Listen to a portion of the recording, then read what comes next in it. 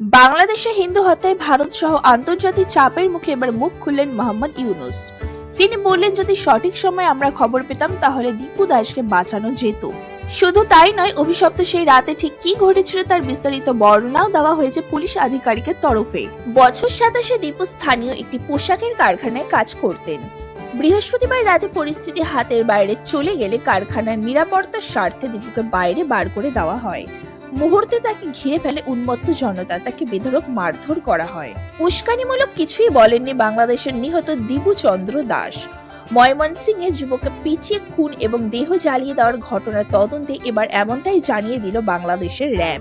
Mymensingh RAB 14 কোম্পানির commander Mohammad শামসুজ্জামানকে উদ্ধৃত করে বাংলাদেশের সংবাদ মাধ্যম দ্য ডেইলি স্টার জানিয়েছে, নিহত যুবক সমাজ মাধ্যমে বা প্রকাশ্যে উস্কানিমূলক কোনো কথা বলেছিলেন কিনা এমন প্রমাণ এখনো পর্যন্ত পাওয়া যায়নি।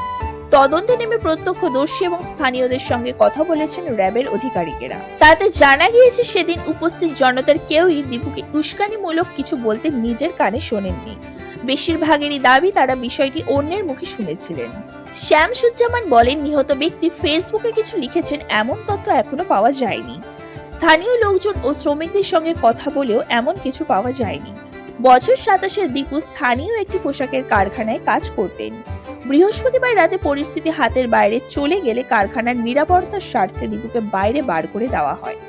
মুহূর্তে তাকে ঘিরে ফেলে উন্মত্ত জনতা, বেধড়ক মারধর করা হয় তাকে। তাতে যুবকের মৃত্যু হয়। এরপর দেহটি গাছের সঙ্গে বেঁধে আগুন ধরিয়ে দেওয়া হয়।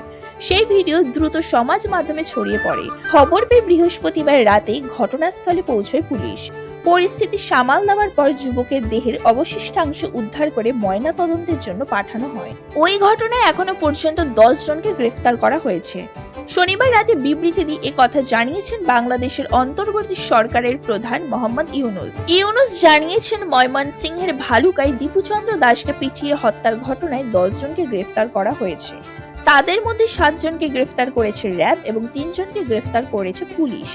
ধৃতদের নামও প্রকাশ করা হয়েছে।